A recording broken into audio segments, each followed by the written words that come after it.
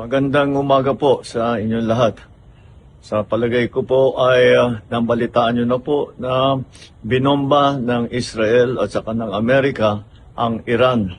At ang Iran naman ay sumagot, nagbomba naman ng mga American base sa United Arab Emirates, sa Bahrain, sa Oman at siyempre sa Israel. Alam naman natin na napakarami ang Pilipino diyan sa bandang Middle East. I'm sure nag-aalala kayo sa inyong mga kilala, mga kaibigan at mga kaanak na nandun. Mula nung nabalitaan natin na nagsimula itong gera, ay nagmo-monitor na kami kahapon pa ng late afternoon sa ating mga embassy, sa ating mga labor attaché, sa lahat ng mga embassy natin doon sa Middle East.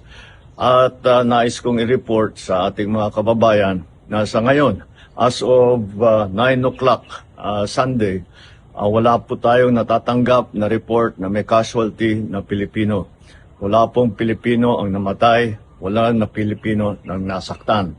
At sa ngayon ay patuloy ang aming pag-monitor para tiyakin na nasa magandang kalagayan ang ating mga kababayan sa Middle East.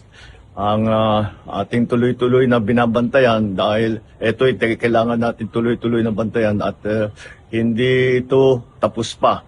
Palagay ko patuloy pa itong gerang ito. Ngunit sa aming latest report ay ang ating mga kababayan ay nasa safe na lugar at sila ay nakapunta sa mga bomb shelter kung saan sila at lumalayo sila doon sa mga bases ng Amerikano upang hindi naman sila mapalapit sa alanganin. Patuloy po ang pagre-report natin habang dumadating po ang report sa akin.